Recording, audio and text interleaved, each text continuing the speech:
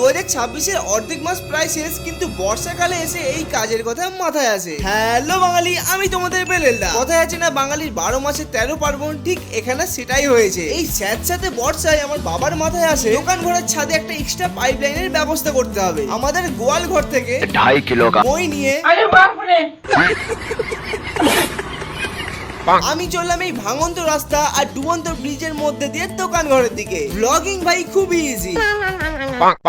একবার ক্যামেরা চালু করে রেখে যাও, তারপর আবার একই রাস্তা দিয়ে হেঁটে যাও, আবার কাজ মিটে গেলে ফোনটাকে আনতে যাও। ফোনটাকে আনার পর এনে দেখো যে ক্যামেরাই অন করেনি। वाह स्ट्रगल। मंजिल को भूला कर जिया तो क्या जिया, अगर तुझ में दम है तो उसे पाकर दिखा, लिख दे खून से अपनी कामयाबी की कहानी। अरे बस कर भाई, और पागल कर दे पिक।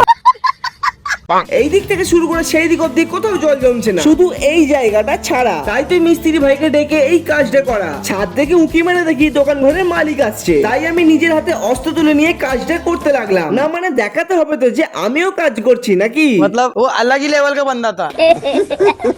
এদিকে আমাদের মিস্ত্রি তার সুন্দর করে ভাঙাভাঙির কাজটা শেষ করে এবার ফিনিশিং টাচ দিচ্ছে। এর মধ্যেই আমার বাবা বলে ওঠে, এই পাইপ লাইনটা এখানে না করে যদি অন্য কোনো দিকে করা হতো তাহলে কি খুব ভালো হতো। না মানে ভাঙাভাঙি হয়ে যাওয়ার পর এই কথা মাথায় আসলো।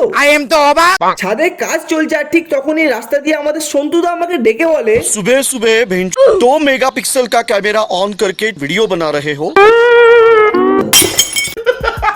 আমাদের মিস্ত্রিরা তো সাবস্ক্রাইব করে দিল, কিন্তু তোমরা কখন করছো? করে দাও সাবস্ক্রাইব, এই চ্যানেলে মজা হয়। আপাতত আমার সমস্ত মজা এখন বৃষ্টিতে ভেসে যাওয়ার আগে আমি বাড়ি যাই। কিন্তু তোমাদের ভিডিও ভালো লাগলে তাহলে একটা লাইক আর চ্যানেলটিকে সাবস্ক্রাইব করে দিও।